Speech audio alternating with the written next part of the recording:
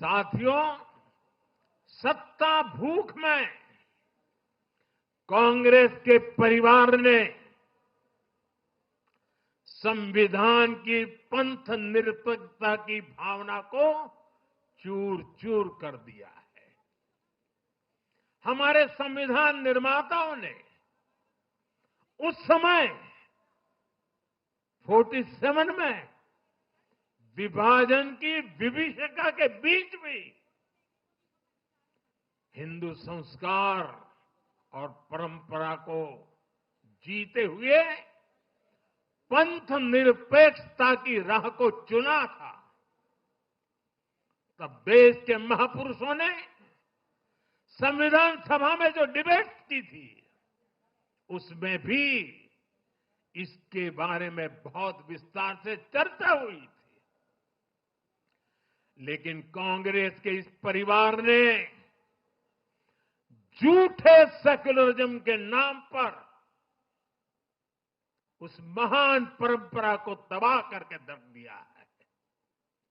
कांग्रेस ने तुष्टीकरण का जो बीज बोया, वो संविधान निर्माताओं के साथ बहुत बड़ा विश्वासघात है। और ये विश्वासघात मैं बहुत जिम्मेवारी के साथ बोल रहा हूं। संविधान के साथ इस परिवार का विश्वासघात है। दशकों तक कांग्रेस ने देश में यही खेल खेला। कांग्रेस ने तुष्टीकरण के लिए कानून बनाए, सुप्रीम कोर्ट के आदेश तक की परवाह नहीं की। इसका एक उदाहरण वक्फ बोर्ड है।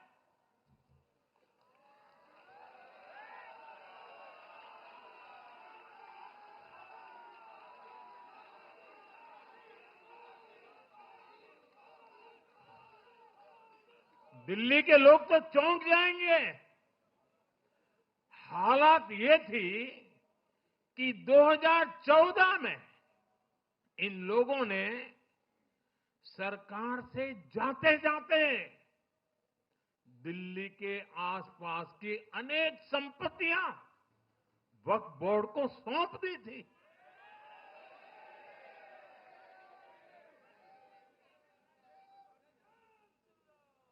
बाबा साहब आंबेडकर जी ने जो संविधान हमें दिया है ना, जिस संविधान की रक्षा के लिए हम प्रतिबद्ध है, संविधान में वक्फ कानून का कोई स्थान ही नहीं है।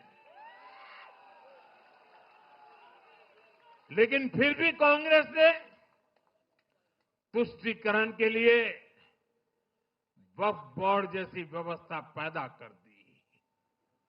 ये इसलिए किया गया ताकि कांग्रेस के परिवार का वोट बैंक बढ़ सके। सच्ची पंथ निरपेक्षता को कांग्रेस ने एक तरह से मृत्यु दंड देने की कोशिश की है।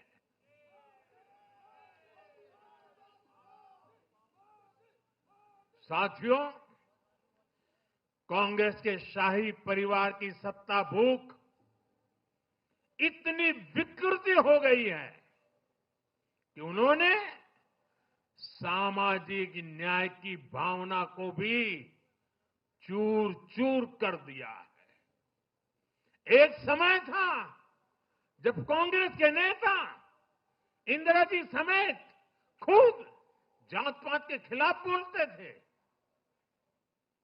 पब्लिकली लोगों को समझाते थे, एडवर्टाइजमेंट छापते थे। लेकिन आज यही कांग्रेस और कांग्रेस का एक परिवार खुद की सत्ता भूख को शांत करने के लिए जातिवाद का जहर फैला रहा है।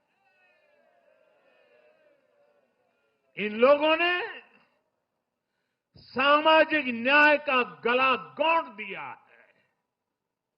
साथियों, एक परिवार की सत्ता भूख इतने चरम पर है कि उन्होंने खुद की पार्टी को ही खा लिया है।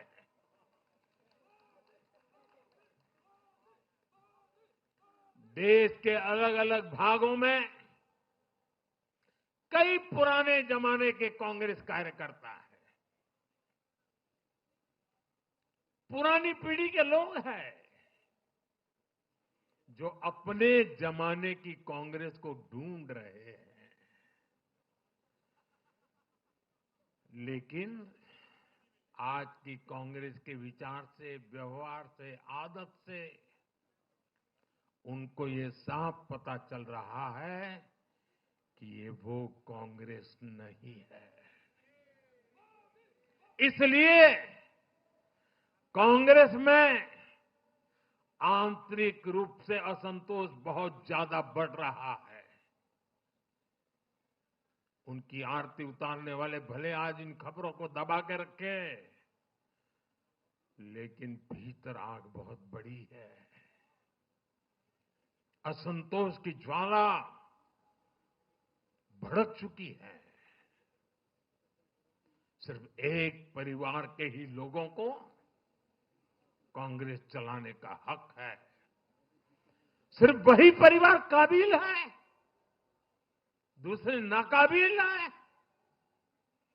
परिवार की सोच ने, इस जीत ने कांग्रेस में एक ऐसा माहौल भी बना दिया कि किसी भी समर्पित कांग्रेस कार्यकर्ता के लिए वहां काम करना मुश्किल हो गया है।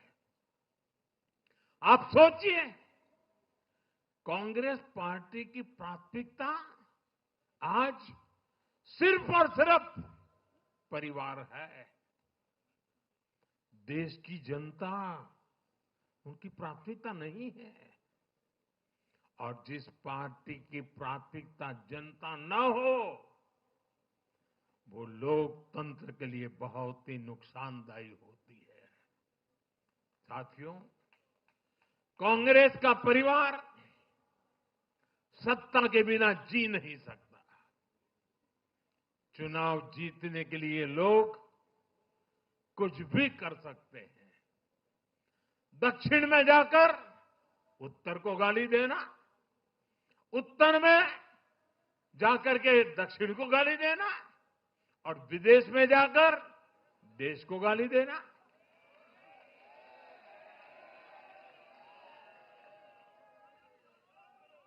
और अहंकार इतना कि ना किसी का मान, ना किसी की मर्यादा, और खुलेआम झूठ बोलते रहना, हर दिन एक नया झूठ बोलते रहना। यही कांग्रेस और उसके परिवार की सच्चाई बन गई है। आज कांग्रेस का अर्बन नक्सलवाद भारत के सामने एक नई चुनौती बनकर खड़ा हो गया है। इन अर्बन नक्सलियों का रिमोट कंट्रोल देश के बाहर है, और इसलिए सभी को इस अर्बन नक्सलवाद से बहुत सावधान रहना है। आज देश के युवाओं को, हर प्रोफेशनल को कांग्रेस की हकीकत को समझना बहुत जरूरी है।